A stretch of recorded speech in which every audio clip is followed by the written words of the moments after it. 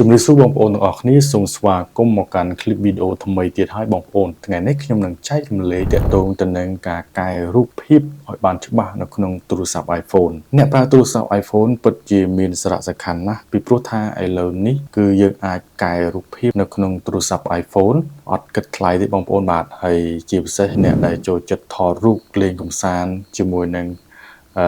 ទេសភាពជាមួយនឹងការដើរលេងកម្សាន្តរបស់បងប្អូនទៅមួយកន្លែងយើងអាចយកមកកែគុណហើយការកែនេះគឺកែបានតែរូបសន្លឹកទេបងប្អូនបាទអត់មានលក្ខណៈ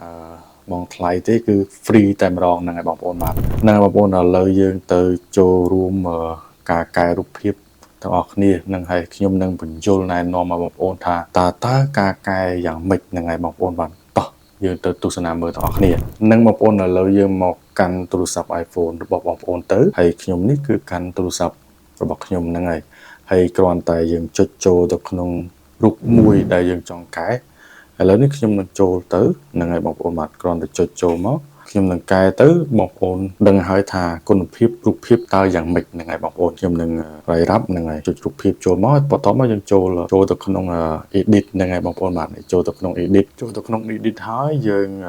រើសយកនេះ filter នេះបងប្អូនបាទ filter នេះគឺមានពណ៌គ្រប់ពណ៌ទាំងអស់ហ្នឹងហើយបងប្អូនបាទគ្រប់ពណ៌ទាំងអស់ដែលយើងចង់បានហ្នឹងហើយឥឡូវនេះខ្ញុំចង់ដាក់vivid color នេះបានស្អាតហ្នឹងហើយបងប្អូនបន្តមកទៀតហ្នឹងហើយបងប្អូនយើងចូលទៅក្នុង adjust បានហ្នឹងហើយ adjust នេះដែរហ្នឹងហើយគឺមាន option ច្រើនហ្នឹងហើយបងប្អូនបាទនេះចូលទៅក្នុងvibrate នេះបងប្អូនបាទហ្នឹងបងប្អូនvibrate នេះគឺជាសំដៅទៅលើការដិតឡើងវាដិតខ្លាំងបងប្អូនបាទដិតលក្ខណៈដិតលក្ខណៈពណ៌បងប្អូនបាទឥឡូវនេះខ្ញុំទៅឡើងតិចមកហ្នឹងហើយបន្តមកទៀតនេះ storation នេះបងប្អូនបាទហើយវាសំដៅទៅលើលក្ខណៈ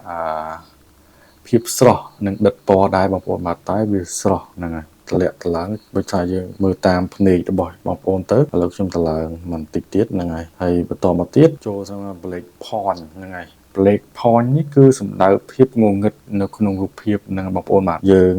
ដាក់ងឹតតិចមកយើងក៏ទៅឡើងមកវាងឹតហើយបើយើងបន្ថយវាភ្លឺវិញប៉ុណ្ណេះមកស្អាតហើយបងប្អូនបាទបន្តមកទៀត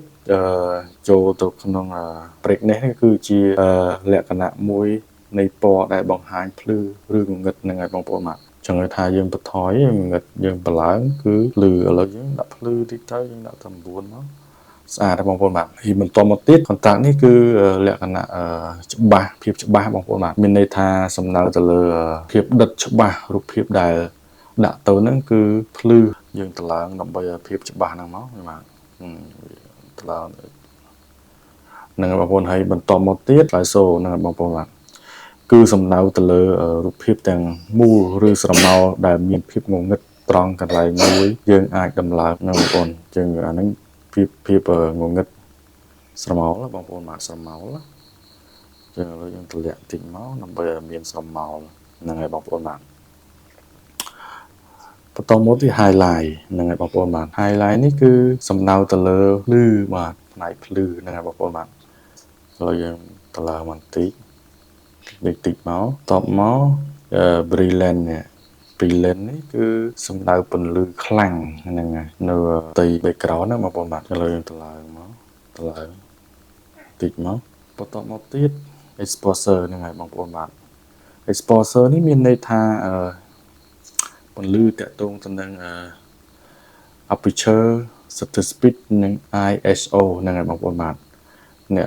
ថតរូបគឺដឹងហើយបងប្អូនបាទនេះក៏យើងទៅឡើងតិចមកដើម្បីមានពន្លឺមកឃើញស្អាតបងប្អូនបាទបន្តមកទៀតយើងប្រើនៅ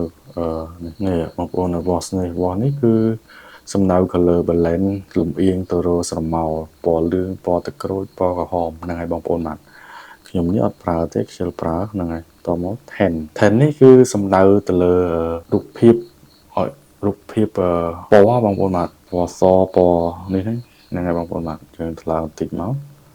ហើយចុងក្រោយរូបភាពពីនេះគឺមានន័យថាស្រមវាងឹតនៅគៀនបងប្អូនបាទគៀនចឹងយើង យើងដាក់កន្លងតិចមកដើម្បីកងឹតនៅគៀនឲ្យវាស្អាតហ្នឹងហើយបងប្អូនបាទហើយវីដេអូនេះមានតែប៉ុណ្្នឹងទេបងប្អូនបាទហើយរូបភាពកែរួចរាល់ហើយបាទពិតជាស្រស់ស្អាតមែនហ្នឹងហើយបងប្អូនកុំភ្លេចជួយ follow subscribe ហ្នឹងហើយបងប្អូនបាទអ្នកមួយផងបាទសូមអរគុណសូមជម្រាបលាបាទ